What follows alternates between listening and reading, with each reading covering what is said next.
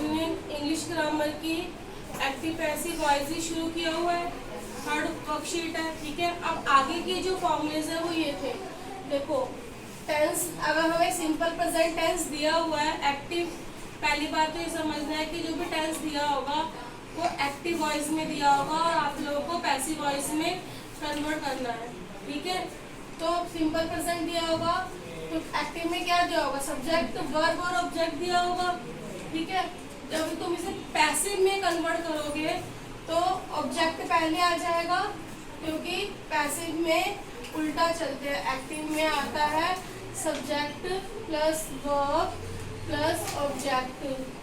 ठीक है, और पैसिव में पहले आ जाएगा ऑब्जेक्ट, फिर वर्ब लास्ट में जाएगा और वर्ब अपनी जगह पर आएगा, प्लस प्लस बाय और प्लस सब्जेक्ट। ये ऐसे चेंज होता है ना हमेशा। ठीक है, जो हमने फर्स्ट वर्कशीट में जो हम लोगों ने करा था। ठीक, तो ये कैसे हो जाएगा, object is am are, verb की थर्ड फॉर्म, ये फर्स्ट फॉर्म में होगा, ये थर्ड फॉर्म में होगा, और बाय प्लस सब्जेक्ट लगेगा। सिंपल पास्ट में होगा तो सिंपल, देखो सिंपल पास्ट का जो होता है वो पास्ट में ही कन्वर्ट होता है, मगर थर्ड फॉर्म में कन्वर्ट हो जाता है। ये मत कंफ्यूज होना कि सिंपल पास्ट में तो क्या करेंगे, वहाँ पर तुम्हें ईडी या ई या लास्ट में लगा हुआ आएगा, तो तुम्हें उसको उसमें ही रहने देना है।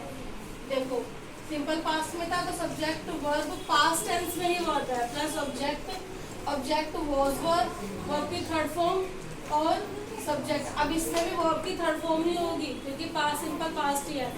फिर था सिंपल फ्यूचर, फ्यूचर में हमारा विल लगता है, तो जब हम पैसिव में कन्वर्ट करते हैं तो विल के साथ बी आ जाता है। ठीक है, फिर आएगा सब वर्ब और ऑब्जेक्ट, तो वर्ब की थर्ड फॉर्म बाय और सब्जेक्ट लगेगा।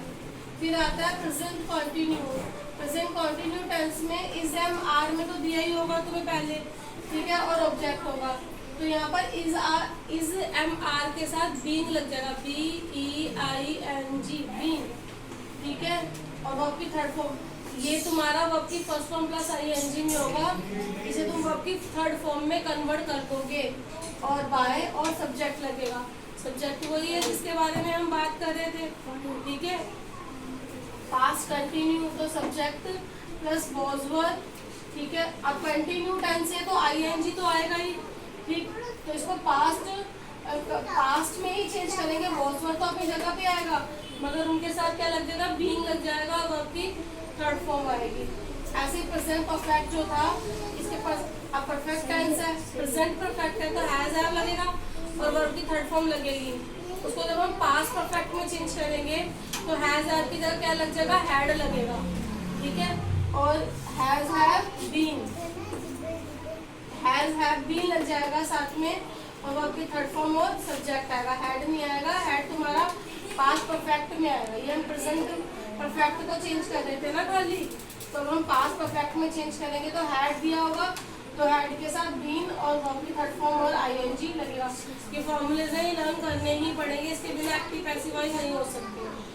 फिर है future perfect, subject will have, verb और ऑब्जेक्ट था, तो इसमें आ जाएगा विल हैव बीन, वर्ब की थर्ड फॉर्म बाय और सब्जेक्ट लगेगा।